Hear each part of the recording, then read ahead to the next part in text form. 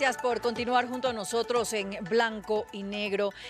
Óscar, ¿a qué se debe este desgaste social que se está dando en varias partes del mundo? Bueno, en primer lugar, buenas noches, muchas gracias por la invitación. Creo que hay que poner diferentes elementos sobre la mesa, ¿no? Y después de ver estas protestas que no solo afectan a la región, sino que afectan a nivel global, estábamos viendo en el reportaje que aparecía España, que aparecía en diferentes países, creo que hay que empezar a romper paradigmas, ¿no? ¿Y a qué me refiero con esto? Me refiero a que quizá no nos hemos planteado que algo está fallando en las democracias, algo no está funcionando en la democracia. Y toca empezar a repensar la democracia.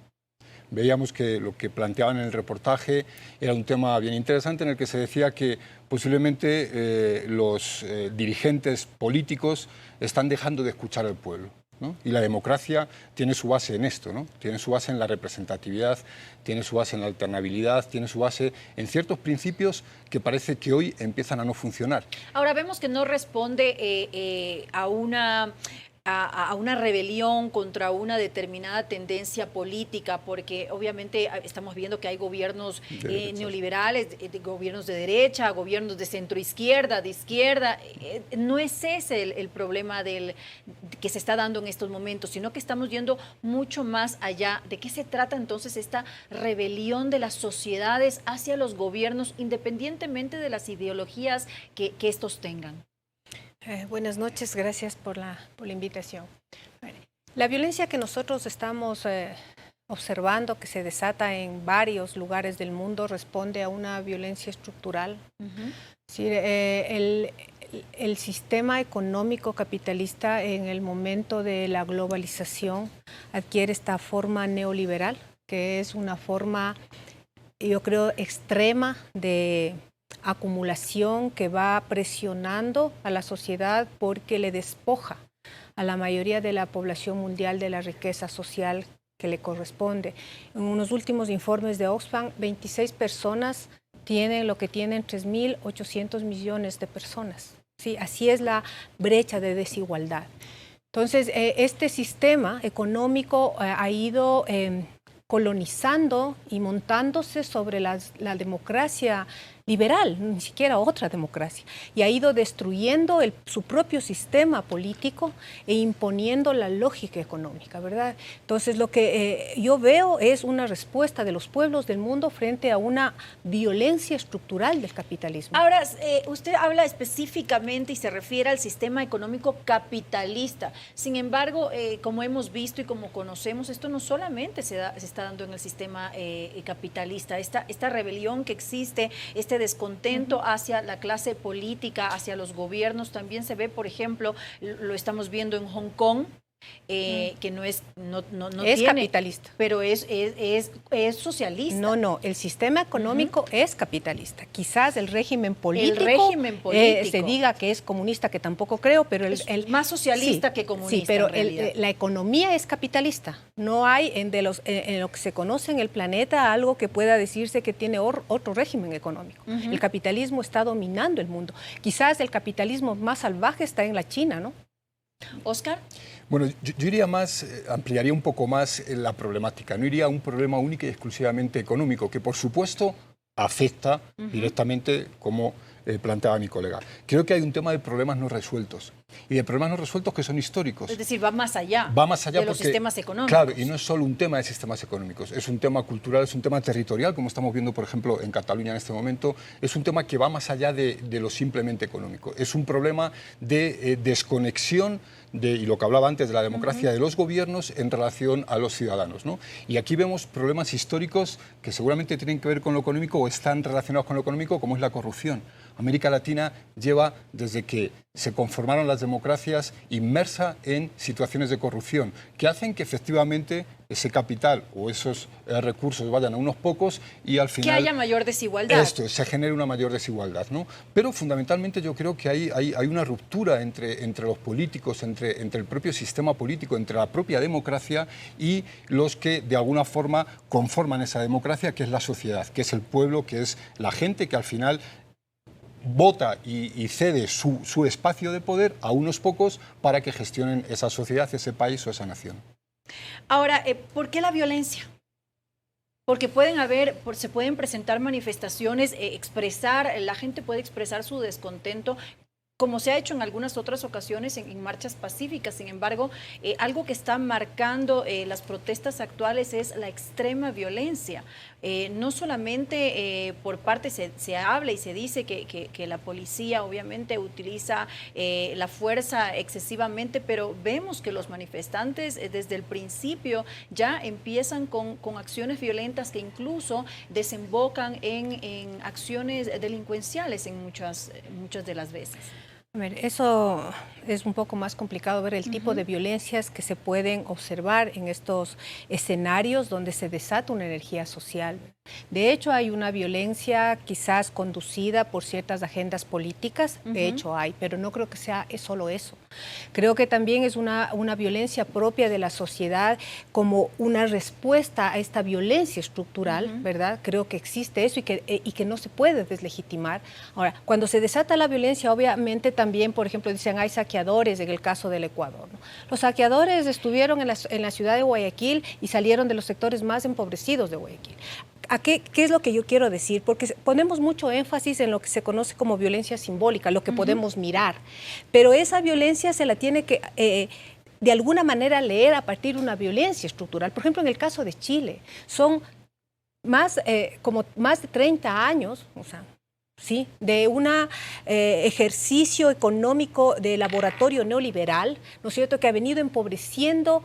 Cuando digo empobreciendo, no solo es un tema económico, es destrucción de territorios, destrucción de culturas, porque el sistema económico no tiene que ver solo con el tema estrictamente económico, sino que va generando una especie de un tipo de sociedad, un tipo de vida que presiona demasiado a la humanidad. Entonces es como una ira, una furia contenida, una indignación contenida, que en un momento algo sucede y son detonantes para que esto explote.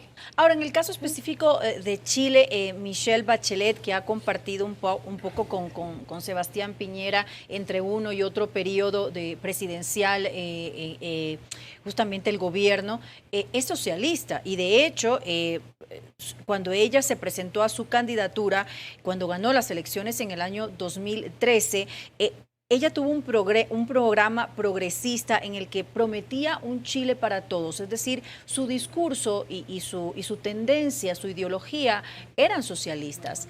Ahora, Sebastián Piñera sí es neoliberal. Es que si nosotros vemos el tema económico, hay ciclos del capital, hay ciclos más ligados a lo que se conoce como la política keynesiana, neokeynesiana, y ciclos más neoliberales. En el caso de Chile no veo mucha diferencia a nivel económico entre uno y otro. Tampoco vamos a decir, por ejemplo, que lo que pasó aquí hace pocos años era eso socialismo. O sea, aquí se afianzó la economía primaria exportadora, se amplió el extractivismo, es decir, no es que es otro modelo diferente en su, digamos, en su fundamento al capitalismo. Son formas en que se despliega el capitalismo y cada una de estas lo que hace es absorber los recursos de la sociedad.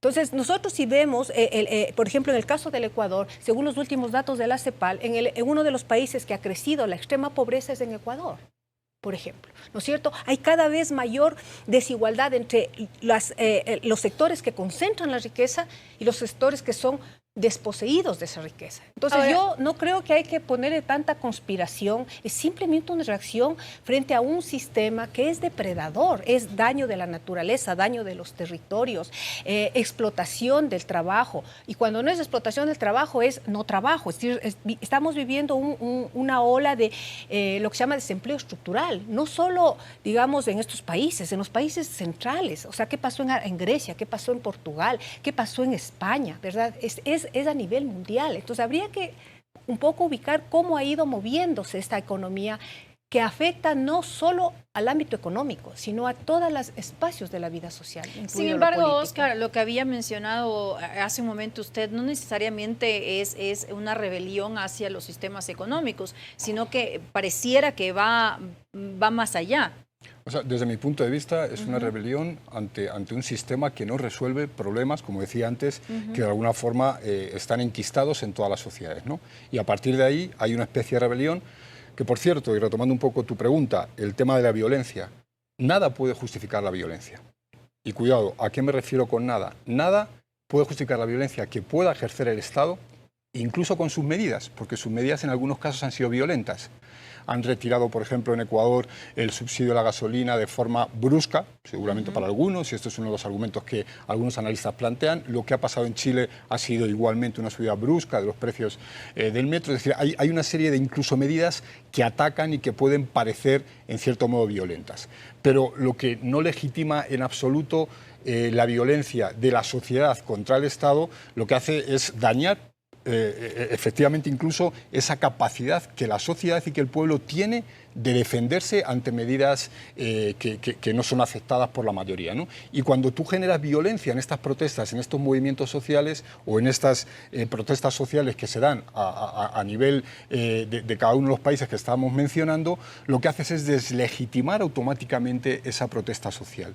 Y entras en un bucle que al final lo que va a generar es mantener y resueltos todas estas problemáticas a las que nos estamos refiriendo, ¿no? Porque al final el diálogo se convierte en algo casi exclusivo o algo extraordinario al que va a ser mucho más difícil llegar precisamente por estos focos de violencia que se han generado. Ahora, se están demorando en muchas ocasiones y eso también puede influir los gobiernos en tomar decisiones. Por ejemplo, se han tomado medidas duras en el caso de lo que comentábamos de Sebastián Piñera, digamos, en Chile, con el tema del pasaje del metro. En el caso de Daniel Ortega, el año pasado, en Nicaragua, que creo que era un tema de seguridad social específicamente. En el caso de Jovenal Moisés en Haití, que era un tema de que no habían combustibles.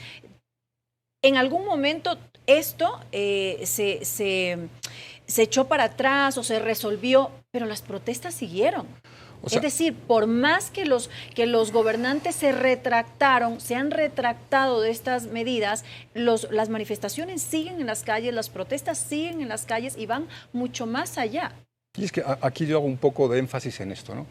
Los partidos políticos lo que hacen es representar a ciertos grupos sociales y sobre todo ciertas inquietudes para resolver problemas. Al final nos agrupamos en una ideología, nos agrupamos en un partido político para de alguna forma elegir a la persona que entendemos que va a resolver nuestros problemas.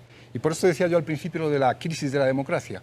¿Qué es lo que está pasando? Que estos partidos políticos no están resolviendo estos problemas o estas necesidades que se generan en torno a esa ideología.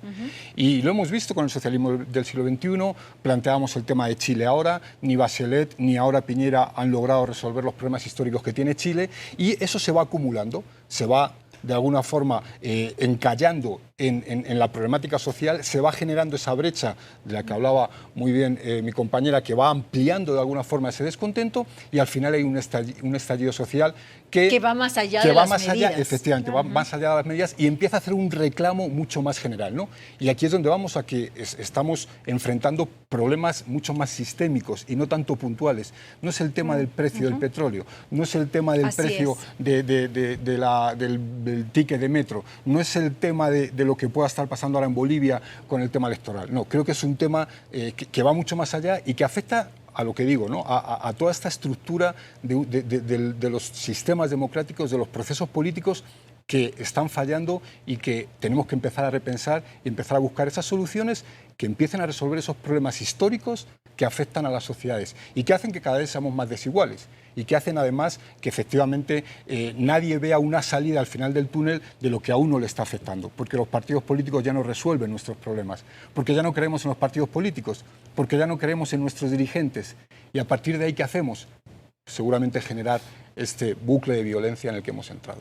Ahora, Natalia, ¿no es entonces suficiente que los gobiernos den marcha atrás sobre estas medidas puntuales que en algún momento actúan como detonante del estallido social? No, yo creo que el desafío de la humanidad actual es repensar el horizonte que tiene de su vida, cómo organiza su vida en términos económicos, en términos políticos, en términos culturales. Porque a eso voy, las medidas son detonantes nomás. Por eso es que en muchos casos se retiraron las medidas y la gente sigue. Lo que decía Oscar. Entonces yo quiero aclarar una cosa, yo no justifico la violencia. Yo entiendo. Entender no es lo mismo que justificar. Trato de entender por qué se da estos estallidos de violencia y creo que es sensato no ponernos ciegos y no querer mirar, ¿no es cierto?, que la violencia que se desata en la sociedad está articulada a que ya la población no aguanta más, ¿verdad?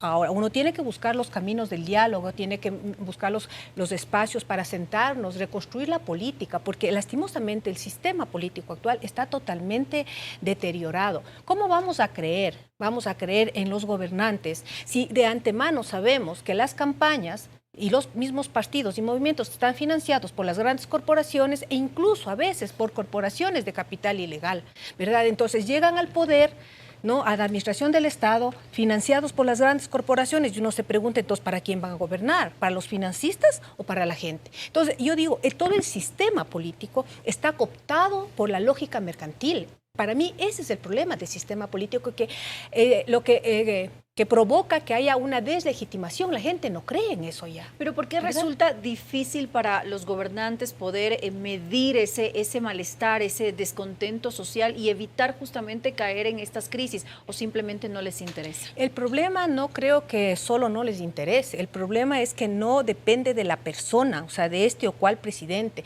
Depende de cómo está estructurado el sistema. Es un problema estructural, como la corrupción. No quiero decir con esto que las personas que cometen actos de corrupción no tengan un problema ético como personas, pero va más allá de ellos. La estructura es corrupta. La estructura, por ejemplo, del sistema de la democracia actual, al menos lo que se ha visto en los últimos años en América Latina, ahí están las denuncias. Todos los financiamientos a las campañas electorales de la derecha, de la izquierda, del centro, están atadas a los financiamientos de las corporaciones. Y eso ya se sabe. Entonces, y eso crea compromisos a la larga. Obviamente que crea compromisos. Y sabemos y seguimos en el mismo sistema como que no hubiese pasado nada. Entonces, obviamente eso va a hacer que los gobiernos no gobiernen para las mayorías y por lo tanto provoquen estos estallidos. Y si no se toman medidas, esto puede desembocar realmente en una violencia generalizada que va a destruir a la sociedad. Pero eso tiene que ver cómo la sociedad vuelve a generar espacios políticos para reconstruir la política. ¿Y cómo generar esos espacios políticos de los que nos habla Natalia para reconstruir justamente la política en todos los países que ahora nos vemos afectados? Bueno, aparte del tema estructural, que creo que llevaría un debate mucho más profundo, y de esto mismo a lo que regreso ahora del principio, que es repensar un poco la democracia, creo que hay algo que hemos eliminado de la relación que existe entre el poder o entre la estructura de poder y la sociedad, que es el término confianza. O sea, el Estado democrático se basa en la confianza. Nosotros aquí tenemos derecho a un voto, tenemos un porcentaje de ese poder y lo confiamos automáticamente a un líder político que de alguna forma tiene que responder a esa confianza que nosotros le estamos depositando en él. Que nos va a representar. Que nos va a representar y que nosotros hemos depositado en él. Cuando se rompe esa confianza, cuando se rompe esa credibilidad que nosotros podemos tener en nuestros mandantes, automáticamente se rompe cualquier principio que nos pueda llevar a la resolución de los problemas, a la resolución de los conflictos, incluso a ser gobernados democráticamente. Por eso sigo haciendo hincapié en esto, ¿no? Tenemos que repensar la democracia, porque si estos valores que están en torno a la democracia están fallando y están generando esa desconfianza entre la persona que nosotros elegimos democráticamente, que elegimos y que legitimamos con nuestro voto, y nosotros mismos, estamos rompiendo un principio que es básico en la democracia. Pero lastimosamente parece que esa confianza ya está rota, que existe un divorcio evidente entre la sociedad y la clase política, no solamente los gobernantes, sino la clase política en general. Ya se les resta credibilidad. ¿Qué países, por ejemplo, podemos tomar como ejemplo a seguir? Digamos, Dinamarca, Suecia, Holanda. Dinamarca ya ha sido 2 veces designado el país más feliz del mundo. ¿Cuál es la diferencia? ¿Qué hacen esos países que no se repite en los nuestros? Bueno, primero creo que el problema tiene que ver con un sistema planetario. Hay países más pobres, hay países más ricos, que también ahí se ve una brecha económica entre unos países y otros países, pero si tomamos el caso de estos milagros, ¿no?, que se llama, también tiene que ver con cómo redistribuyen su riqueza, ¿no? muchos han hablado que es el socialismo sin revolución, es decir, redistribuyen la riqueza de otra manera, es decir, no permiten estas brechas tan gigantes entre los que más tienen y los que menos tienen. Pero a su vez eso también depende de cómo está estructurado el mercado mundial, porque a veces el éxito de esos países también está ligado al empobrecimiento de otros países. Es decir, la cosa es un poco complicada, ¿no? O sea, pero yo creo que la humanidad está enfrentando un desafío. Si la humanidad no da una respuesta, ¿no es cierto?, podemos entrar en unos círculos de violencia que vayan destruyendo más las relaciones sociales, más de lo que ya están destruidas. A mí me parece que siempre es posible detenernos, ¿no es cierto?, y repensarnos como humanidad y repensar cómo queremos vivir. A veces parece que es imposible cambiar porque los sistemas ya consolidados se presentan como absolutos, como infinitos, y no es así. Nosotros los construimos, nosotros los podemos reconstruir, los podemos bajar y podemos construir además otros más humanos, ¿no? ¿Destruye esto el sentido de pertenencia de las personas en determinadas sociedades? Sí, porque la sociedad es un acuerdo, un imaginario, una confianza. Y cuando ya no hay confianza, no solo entre la sociedad y las élites que gobiernan, sino entre la misma sociedad a nivel horizontal, porque se ha metido un valor, ahora el mayor valor es la competitividad que va destruyendo todos los lazos sociales. Entonces no hay sociedad, ¿verdad? Estamos enfrentando, yo creo, un dilema bastante complejo, que si no damos una salida, podríamos entrar en procesos de salvajismo, o sea, y eso hay que decirlo. Todo depende de nosotros y depende, yo creo que más de esperar de los gobiernos, hay que esperar de la sociedad, que la sociedad autónomamente comience a repensarse y a reconstruirse. Natalia habla de que podríamos entrar en procesos de salvajismo. No podemos tomar como parte de estos procesos de salvajismo los saqueos que se han dado, por ejemplo, no solamente en nuestro país, se han dado también en Chile, se han dado en Nicaragua, se han dado en Haití, se han dado en varios países. Entonces, ¿no es esto parte de...?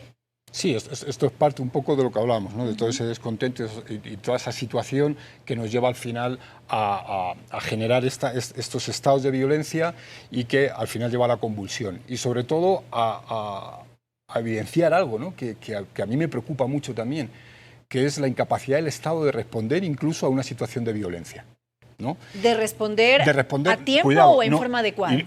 Efectivamente, de forma adecuada, y no digo militarmente, no tienes que utilizar la fuerza para responder a esto, sino la incapacidad de controlar estos movimientos violentos, ni siquiera sociales, porque los sociales al final están ahí para expresar un descontento y lo que hay que hacer es escucharlos. Esa es la respuesta que tiene que tener el Estado ante un movimiento social. Pero cuando hay una situación de violencia, y comentabas antes el tema de Guayaquil, por ejemplo, los saqueos que se daban precisamente en un espacio donde las manifestaciones no eran ni mucho menos las que se estaban dando en Quito. Claro, y ahí se daban los saqueos, ¿no? Se estaban aprovechando, claro, y decíamos, de la situación. No, los sectores sociales más pobres. Bueno, pero eso no justifica tampoco que se genere ese saqueo. Esos sectores lo que tienen que hacer es irse a pedir legítimamente que se resuelvan sus problemas. Y su forma es a través de la protesta social y no del saqueo. Entonces yo creo que sí es lo que hablamos, ¿no? Entramos en ese bucle de violencia, en ese bucle de no saber entender que la problemática va mucho más allá, seguramente, de esas pequeñas cosas que estamos poniendo sobre la mesa, que puede ser el problema del alza del petróleo, del ticket del metro, sino que va en esta sociedad que estamos pervirtiendo y estamos prostituyendo, ¿no?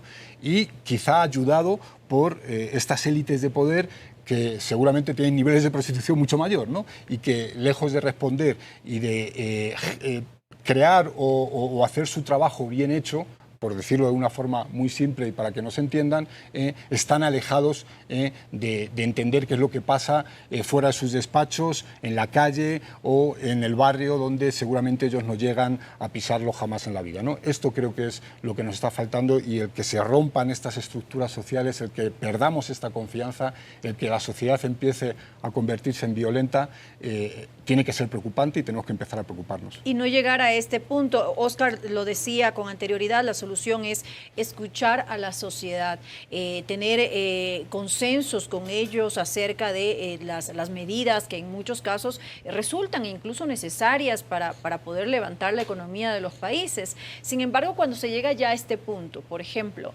ahora que al gobierno de Chile se le ha salido de las manos, cuando ya estamos hablando de 19 muertos en estas protestas con una violencia increíble en un país que la verdad es que muy poco se lo esperaban además, porque Chile tenía esta desigualdad como en secreto. Todos los demás percibíamos a un Chile sólido, sin problemas, nunca nos imaginamos que iba a estallar de esa forma. ¿Qué debe hacer, qué debería hacer en estos momentos el gobierno chileno? A ver, yo primero quiero poner una premisa. Cuando, digamos, se habla de los saqueos, que está mal, pero yo quiero que se entienda que la violencia mayor viene de los gobiernos y del Estado y de los aparatos económicos poderosos. Por ejemplo, en el caso de nuestro país, ha habido 3 grandes olas de saqueo de los recursos de la sociedad: la sucretización, el salvataje bancario y la época de la corrupción y despilfarro del gobierno anterior. ¿Qué más saqueo que ese? Por Dios, nosotros nos asustamos de que algún empobrecido vaya y saquee, y está bien, eso no es correcto. Pero no estamos poniéndonos a ver el gran saqueo de los grandes grupos de poder en alianza con los gobiernos. Y eso no es solo aquí, es en toda América Latina. Y yo creo que es en el mundo. Si no nos explica esta terrible concentración de la riqueza en 26 personas frente al empobrecimiento de todo el planeta. Entonces yo creo que tenemos que ser un poco coherentes, ¿no es cierto? Entonces, si queremos parar la violencia, hay que parar la principal violencia que viene de lo que es este sistema que estrangula a la sociedad. Entonces no se puede pensar, ¿no es cierto?, que si a mí van a mis territorios, y es lo que pasa en toda América Latina, van a mis territorios, meten extractivismo donde quieren, ¿no es cierto?, destruyen el lugar donde vivo, envenenan las aguas, envenenan las tierras, me dejan sin poder vivir. Y que yo no reaccione, es que ya he perdido el último rasgo de humanidad, pues. Es como que si van a mi casa, entran a mi casa, me saquean mi casa, ¿no es cierto?, me golpean, me humillan y yo no reacciono. Eso es pérdida de la dignidad. Entonces yo sí creo que hay que tener una coherencia en cómo miramos, porque nos asustamos de lo que está pasando ahora.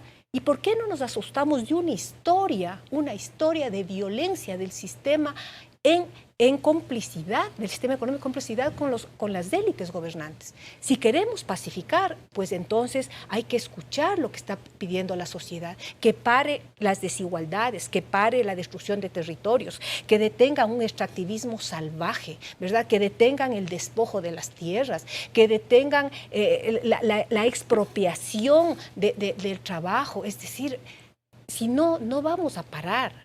O sea, ¿qué tiene que hacer el gobierno? Fíjese, el gobierno chileno ahora está diciendo que va a subir el doble el salario y no ha parado. Que va a rever las pensiones y no ha parado. Porque justamente, ¿por qué Chile? A mí me parece interesante lo de Chile, con lo lamentable que es. Era el milagro del neoliberalismo. Ahí fue el laboratorio neoliberal y todo el mundo decía que hay que poner el ejemplo de Chile, el modelo chileno.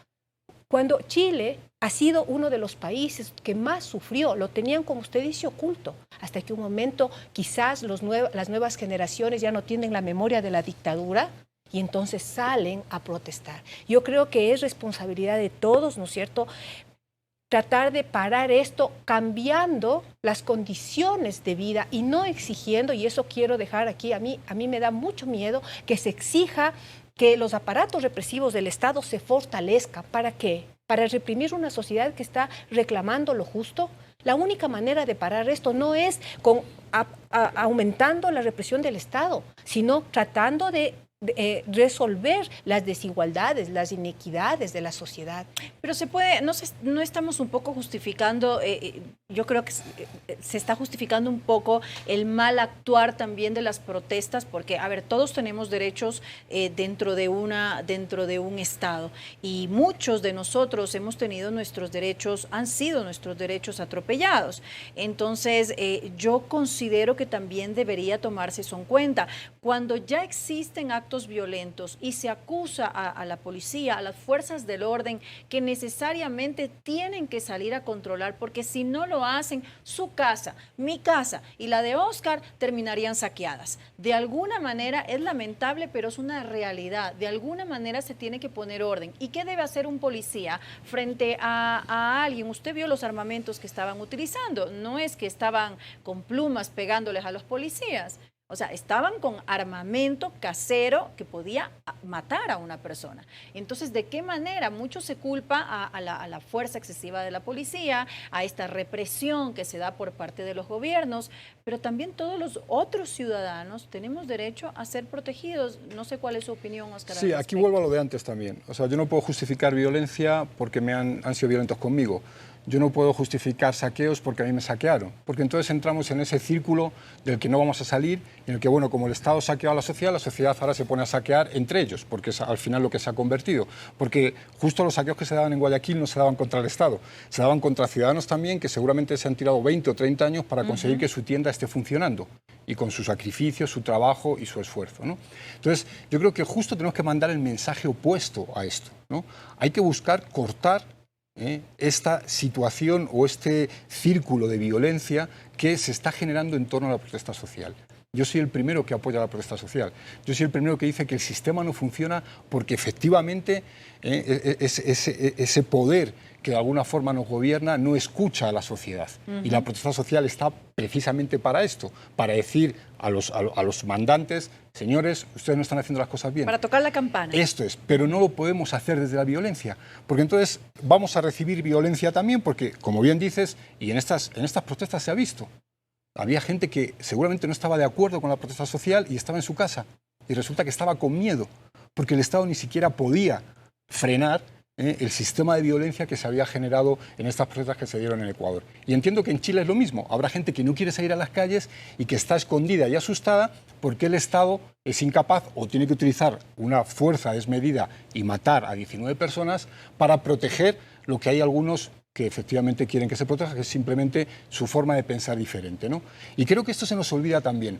No todos pensamos iguales, no todos tenemos la misma forma de buscar la solución a los problemas, pero si no cesamos en ese círculo de violencia y no somos capaces de poner sobre la mesa cuáles son nuestras demandas, cuáles son nuestras problemáticas y a partir de ahí intentar atacarlas, creo que al final vamos a ir a ese nivel de salvajismo que comentabas y que al final nos lleva a un callejón sin salida y a una solución que nada tiene que ver con lo que en una sociedad del siglo XXI esperaríamos todos. ¿Y cuál es el papel que cumplen las redes sociales en estos momentos, que creo que ha sido un papel importantísimo en la época actual con el desarrollo de la tecnología, y no solamente en sentido positivo, porque muchas veces no informan sino desinforman y muchas de las personas son manipuladas a través de las redes sociales? Yo, antes de Concerso, quiero dejar claro, no estoy de ninguna manera justificando la violencia, quiero entender. Y sí, yo también quiero protegerme, ¿no? Proteger mi espacio donde vivo, pero creo que la mejor manera de proteger es yo, que vivo en la ciudad, exigiendo al gobierno que resuelva los problemas del campo, que resuelva los problemas de los barrios más pobres, porque eso es lo único que me va a garantizar realmente a mi seguridad, ¿no? Eso. Luego, en las redes sociales yo creo que sí, las redes permiten un mayor intercambio, ¿no? Conexión de información. Y también, ciertamente, a veces los grandes medios también desinforman. O sea, no informan, ¿verdad? Y claro, dejan que las redes estén ahí y en las redes también, como hay información, también hay desinformación. Como hay noticias que de alguna manera se puede contrastar, también hay noticias las que se llaman falsas, ¿no es cierto? Y eso puede provocar más enardecimiento de la población, ¿verdad? Pero yo creo que al menos en el caso del Ecuador, los medios pequeños, comunitarios y autónomos jugaron un papel interesante, porque también cuando uno veía la televisión y uno está cerca, porque yo vivo cerca de la zona cero que le llamaban, ¿no es cierto? Y estuve ahí. O sea, estaba pasando un montón de cosas ahí y en la televisión no pasaban nada. O sea, en la televisión de los grandes canales, como que no sucedía nada en el país. Entonces también, si es que no se informa adecuadamente, estas redes comienzan a operar, y en las redes hay estas dos cosas, pues, ¿no es cierto? Puede haber digamos, una información que a veces alguien me manda una información, yo no sé si es verdad o no es verdad y mando. Pero creo que los medios pequeños también jugaron un buen papel, ¿no? O sea, a mí me parece. Bueno, yo creo que aquí hay que ser responsables con la comunicación. Y creo que hay muchas formas de ver la comunicación. A mí me llegaron incluso WhatsApp de voz en los que te estaban desinformando, pero a unos niveles salvajes, en los que te estaban diciendo lánzate a defender la Casa de la Cultura porque una voz grabada te decía han matado a 6 niños, ya ha entrado la policía y ha matado a más de 6 niños, ¿no? Y ese audio lo tengo aquí guardado y era un audio en el que una persona lloriqueando decía esto, ¿no? Y a mí me llegó por diferentes vías. Entonces, este es el problema de las redes sociales hoy y de la inmediatez de esa información, ¿no? Y cuando se habla de los medios de comunicación, cómo actuaron, bueno, yo creo que los grandes medios de comunicación actuaron con cierta responsabilidad. ¿Por qué? Porque si tú informabas absolutamente de todo lo que estaba pasando y empezabas a dar credibilidad a todo lo que en ese contexto se creaba, ibas a crear un estado de caos y un estado de pánico salvaje. Si ya estábamos asustados muchos, creo que eso hubiera sido aún peor, ¿no? A partir de ahí, por supuesto, habrá medios de comunicación que vean el vaso medio lleno y habrá otros que lo vean medio vacío. Y ahí yo, en función de esto es como cuando escribimos un libro, y si yo soy socialdemócrata y mi compañero es neoliberal, seguramente el enfoque que le demos va a ser diferente. Entonces yo sé qué canal veo y qué enfoque editorial tiene, y yo entiendo eso. Igual que cuando escucho un canal local, entiendo su enfoque. Ahora bien, creo que lo que sí tenemos que buscar es la comunicación con responsabilidad.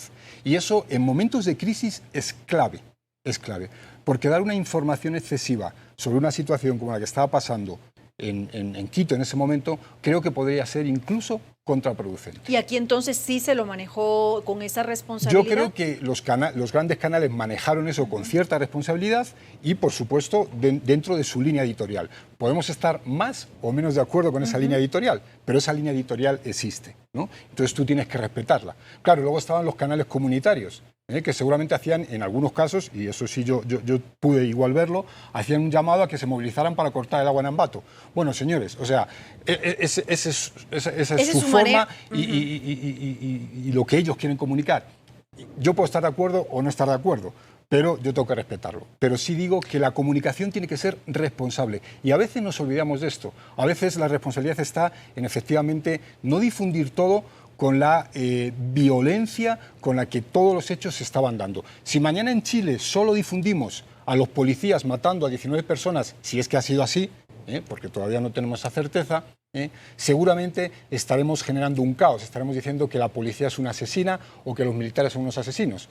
Y a lo mejor hay 2 policías muertos porque efectivamente, como pasó en Ecuador, van con armas caseras que están atacando a la propia policía. Bueno, yo lo que tengo que ser es lo más neutral posible y, sobre todo, tener mucha responsabilidad con lo que voy a decir. Porque puedo generar un caos y puedo generar un miedo totalmente innecesario y llevar a ese salvajismo del que hablábamos, ¿no? Además, y las redes sociales ayudan mucho a eso, Cuidado. Además que hay que tomar en cuenta, no sé si Natalia está de acuerdo conmigo, hay que tomar en cuenta que, por ejemplo, cuando uno recibe las noticias por parte de los medios de comunicación, hay un responsable. Me refiero a que hay una cara, hay un respaldo de dónde está saliendo esa información. En las redes sociales no la hay. En realidad puede ser muy manipulable la información que se está mandando, o se manipula la información que se está mandando a la gente y en realidad no tiene uno conocimiento de dónde proviene esa información. Entonces, creo que la gente tiene que ser cautelosa con el manejo de información. Sí, claro, pero eso ya es difícil controlar cuando estas nuevas redes se amplían para todos, porque hay que diferenciar entre que cualquier persona coja y manda cualquier audio o cualquier video, pero de lo que son plataformas de comunicación más pequeñas, ¿no es cierto?, que estuvieron operando ahí. No es lo mismo cualquier mensaje que salga una persona por ahí a plataformas de comunicadores más independientes. Pero usted no está de acuerdo en eso, en que tal vez comunicar en exceso lo que está sucediendo crea pánico en pero la no se comunica. Yo de lo que vi no se comunicaba. Es más, incluso para evitar esta cantidad de mensajes que aparecían de todo lado y creaban una angustia, más bien yo creo que debería haber con las diferentes enfoques, ¿no es cierto?, editoriales. Yo entiendo, no hay imparcialidad. Se supondría que el medio público tendría que ser el más el más imparcial, pero todos tienen su línea editorial. Pero yo no vi. Entonces, justamente eso hacía que ni siquiera de las plataformas alternativas de comunicadores, sino esto que todo el mundo puede grabar, y eso tenemos que entender. Ahora, cualquier persona tiene un celular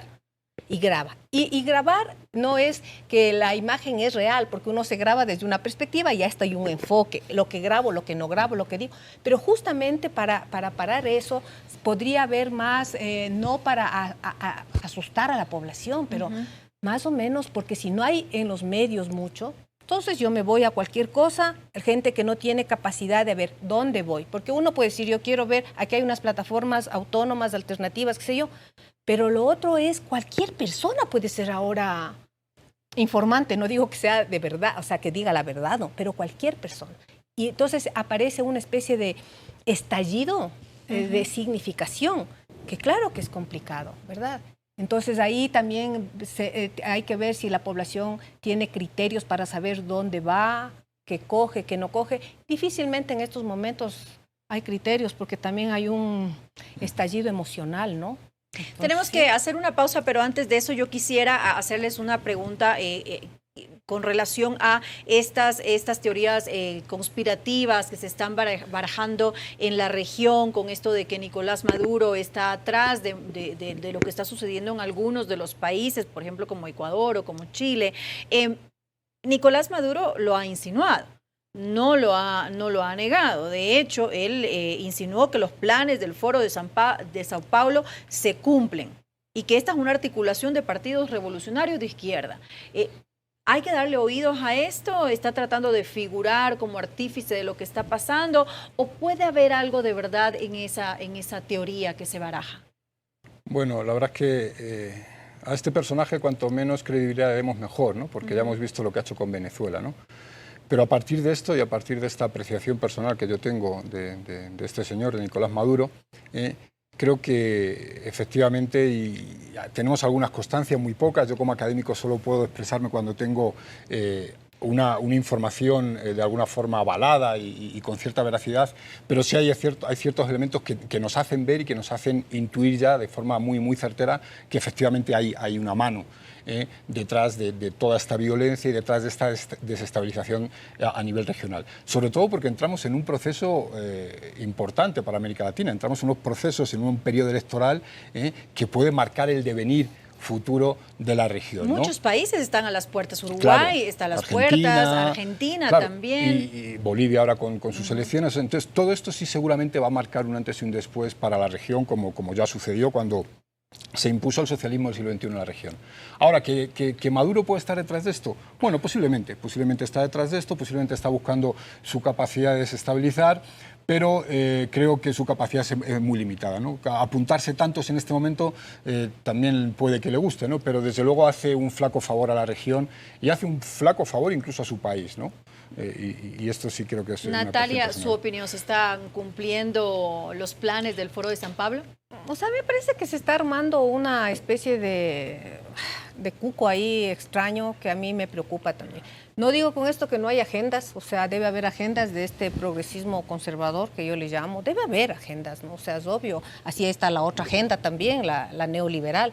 Pero yo creo que aquí lo que hay que rescatar es que hay un movimiento de la sociedad que uno no puede, o sea, adjudicarle que es culpa de Correa, Maduro o los otros que es culpa de, no sé, de los otros. Hay ¿no? un desencanto social. Es un desencanto social que es legítimo y que hay que escucharlo, ¿no? Entonces ahora, ¿qué se quiere deslegitimar? Por un lado, se quiere deslegitimar la protesta social legítima diciendo que están manipulados, en el caso del Ecuador, por Correa.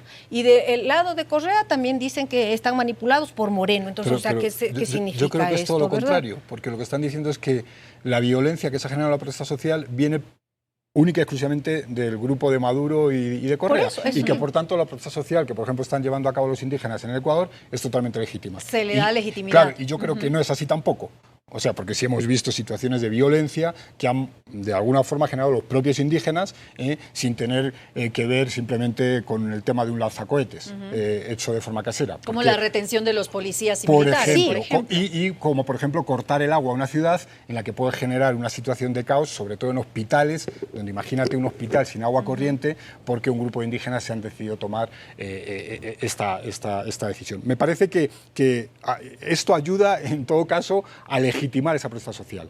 Pero yo creo que no es así. O sea, yo creo que la protesta social, por lo menos en lo que hemos visto en Ecuador, se ha deslegitimado por esa violencia. Por supuesto, muy empujada por la propia situación de estos infiltrados que estoy seguro que existen. Pero yo no creo que sea deslegitimo, depende desde dónde se mire. Porque también se dice, o sea, que aquí todo Quito se puso en contra de las protestas indígenas. No es cierto. Hubo la presencia de ahí, de algunas universidades donde yo trabajo, la gente iba a dejar donaciones. No es que toda la clase media quiteña que dicen que se rompió con el movimiento indígena, no es cierto. Había mucha solidaridad. Además, a un momento salió gente de aquí. Por eso yo partía diciendo, no estoy justificando la violencia, quiero entender, porque es fácil adjudicar a un grupo, a otro grupo, a otro grupo, y no es así. No es una violencia, hay varias violencias, y tendríamos que darnos el tiempo necesario como sociedad para pensar esas diferentes violencias y ver a qué responden y cómo podemos, digamos, detenerlas y abrir espacios de diálogo. Porque si acusamos a uno o a otro así, de manera medio dogmática, no vamos a poder entendernos. Me voy a tener que quedar con eso, tenemos que hacer una pausa y enseguida regresamos junto a ustedes. No se vayan, esto es Blanco y Negro.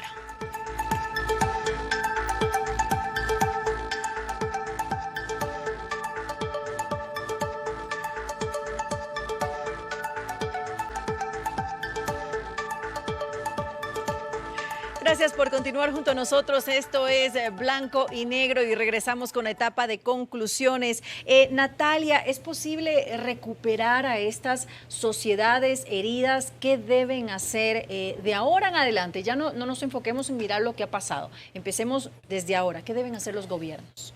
Yo creo que deben escuchar a la sociedad, realmente escucharla, porque los espacios de diálogo que se abren realmente no son para escucharnos, ¿verdad? Y sobre todo el gobierno tiene que escuchar las distintas demandas de la sociedad. Luego yo lo que quiero dejar dicho aquí es que yo no creo que esto se solucione levantando una estrategia para radicalizar los aparatos represivos del Estado. De hecho, yo rechazo totalmente cualquier intención de esas y rechazo también los discursos de odio, racistas, xenófobos que se han levantado por un pequeño sector de la sociedad que lo que hacen es lastimar más nuestros lazos sociales.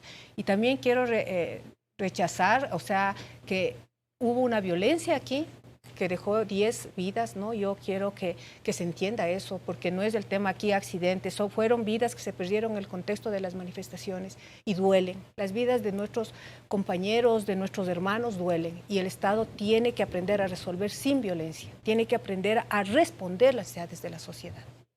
Oscar, ¿qué deben hacer los gobiernos? Bueno, en primer lugar creo que aquí hay tarea para varios, ¿no?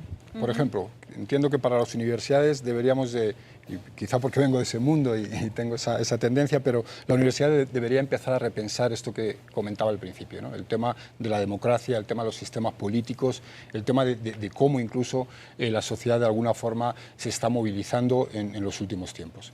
A partir de ahí creo que la sociedad, y voy a dejar el gobierno para el final, la sociedad debe de empezar a recuperar lo que es la protesta social legítima. Y esa tiene que estar alejada de la violencia, porque la violencia deslegitima cualquier acto, ya venga del gobierno o ya venga de la protesta social o de la sociedad. Y por último, el gobierno creo que tiene que acercarse a la sociedad. O sea, el gobierno al final despacha y gobierna, y esto lo digo en general, no es para Ecuador, es para el mundo en general. Claro, despacha desde sus despachos, y valga la redundancia. Gobierna desde los despachos, gobierna desde la lejanía de la problemática que vive el ciudadano en el día a día. Debe ser más cercano a la sociedad. Debe ser más cercano, debe de acercarse al ciudadano y como bien decía mi compañera, no es un tema de simplemente escuchar por escuchar, no, es escuchar, incluso acoger esas demandas y buscar una solución para esa problemática, que creo que es donde está de alguna forma el meollo de la cuestión, ¿no? Es donde creo que se está fallando y donde creo que las democracias están errando, ¿no? Y esto solo se puede hacer, y vuelvo a hacer hincapié en esto, a través de un proceso pacífico y de diálogo. Si no somos capaces de dialogar, y y yo escuchaba el otro día, por ejemplo, a la dirigente indígena que llamaba al presidente de la República patojo de mierda. Y después, es lamentable, ¿eh? Y después el presidente de la República se sentaba a dialogar con este señor. ¿En qué condiciones puedes dialogar cuando te enfrentas a un señor que lo que ha hecho es faltarte al respeto, es negar automáticamente el diálogo a través de esa expresión? ¿Y cómo se pueden sentar los dirigentes indígenas, por ejemplo, o los sectores sociales, si hay una protesta o si hay un uso de la violencia fuerte por parte del gobierno con relación a la sociedad? Bueno, todo esto lo tenemos que tener en cuenta y tenemos que empezar a aplanarlo, a enterrarlo, para poder generar esas condiciones de diálogo y sobre todo ese acercamiento de la clase política a la sociedad para buscar esa solución a esos problemas históricos que están enquistados en gran parte de las sociedades de América Latina y en otras regiones también, y que solo a través de recuperar esa confianza entre la clase política y la sociedad podremos salir adelante. De acuerdo, esta puede ser la respuesta. Finalizamos Blanco y Negro. Quiero agradecer a nuestros invitados de esta noche por habernos acompañado y a ustedes, amigos televidentes, por recibirnos en sus hogares. Enfrentamos un fenómeno social global, manifestaciones generalizadas alrededor del mundo que, independientemente de los motivos locales que las desencadenan, tienen un punto de encuentro, que lo hemos mencionado, el descontento. Esta frustración social tiene su origen en la pérdida de confianza en el sistema político, lejos de ideologías. El problema es mucho más profundo y desemboca en un estallido violento que pierde orden y control, lo que en algunas ocasiones puede llevar a cuestionar la legitimidad de la protesta. El reto para los gobernantes actuales y futuros es grande. La clase política debe reconectarse, validarse nuevamente ante la sociedad, tomar el pulso de la población y prestar atención a las fuentes de inconformidad y desconfianza para que sean resueltas o por lo menos tratadas a tiempo. Con esto llegamos al final. Como siempre, gracias por acompañarnos. Los espero la próxima semana aquí en Blanco y Negro.